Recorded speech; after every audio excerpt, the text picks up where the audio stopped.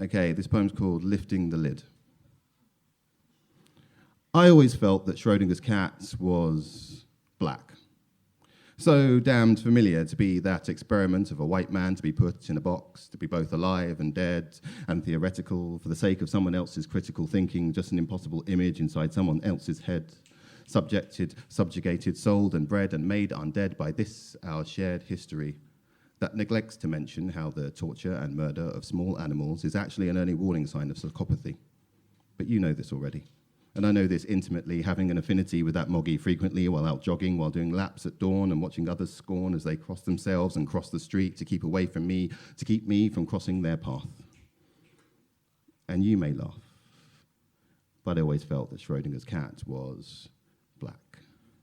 So damn familiar, that feeling of being and not being at the whims of fate, the superpositions and quantum states of being a number one for weeks' sexual fantasy and the lynch mob scapegoat simultaneously. That eternal duality of the word hung. About being corrected once by a white man to say hanged, as if by way of reparations or apology he should correct my grammar and silence me subtly, put a lid on me, bottle me, and store me away in a cool and dark place, as if being seen and heard might make me real, instead of the velveteen victim of the white man's burden that he'd now rather forget and stuff in a box with a poison pill, to be dispatched, to be euphemistically lost.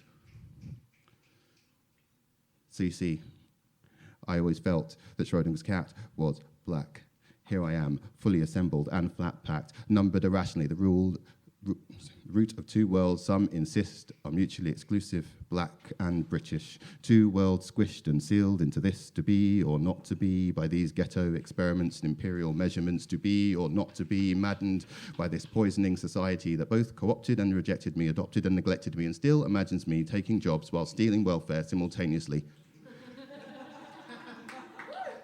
And then continuously puts me in a box and ends up hating that box when it comes to define me and reminds it of its history, our shared history, founded on all those murders committed but we'd now rather not see. So you see, I always felt that Schrodinger's cat was black. So damned familiar to me was his story, this feeling of being and not being at the whims of those out there doing the seeing and their curiosities. So please, don't get me started on my bisexuality. Thank you.